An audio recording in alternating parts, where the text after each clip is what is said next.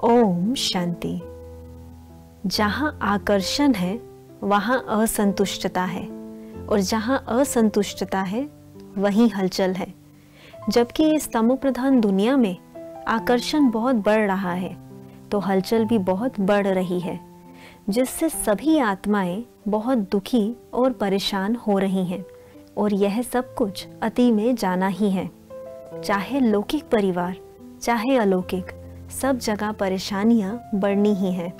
ऐसे समय में जबकि बाप आप बच्चों को सभी जगह से न्यारा कर विशेष पालना दे रहा है, तो आप बच्चों को भी अपनी स्वस्थिति की तरफ विशेष अटेंशन रखना चाहिए। यदि आप सोचते हो कि मैं वाचा कर्मना या संकल्प द्वारा इन सब परिस्थितियों को दूर कर दूं, तो यह संभव नहीं है, क्योंकि आपको पहले स्वयं को संपूर्ण रीति तैयार करना पड़ेगा। अर्थात इन सब तरह की बातों से स्वयं को न्यारा कर पावरफुल बनाना पड़ेगा। तब ही आपकी पावरफुल स्थिति आपके आसपास के हलचल को खत्म कर सकेगी। इसलिए स्वयं को अचल अडोल बनाना है, जो आप केवल बाप की श्रीमत प्रमाण ही कर सकते हो।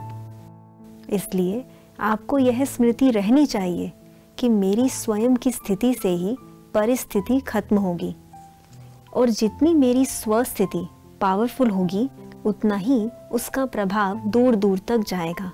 इस समय स्वयं को हर बात से न्यारा कर अपनी स्वस्थिति बनानी है। फिर यही आपकी स्वस्थिति आपको स्वयं ही सबका प्यारा बना देगी। इसलिए स्वयं पर फुल अटेंशन रखो। देखो, यही समय है पुरुषार्थ का। फिर कल्प में कभी भी आपको यह समय नहीं मिलेगा, और पुरुषार्थ के बिना प्रारब्ध भी नहीं बन सकती।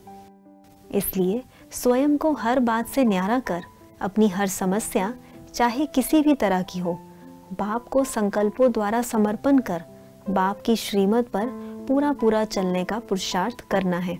अब पुरुषार्थ का समय बहुत ही लिमिटेड रह गया है। आप सभी को भी अपने को सदा चमकता हुआ सितारा अनुभव करना है। आपको सदा फील होना चाहिए कि आप लाइट हाउस माइट हाउस बन मस्तक के बीच चमक रहे हो। जितना जितना आप स्वयं को अनुभव करते जाओगे, उतना ही औरों को आपसे साक्षात्कार होगा। इसलिए आप अपना अटेंशन और अभ्यास बढ़ाओ, तभी आप स्वयं को अनुभव कर पाओगे।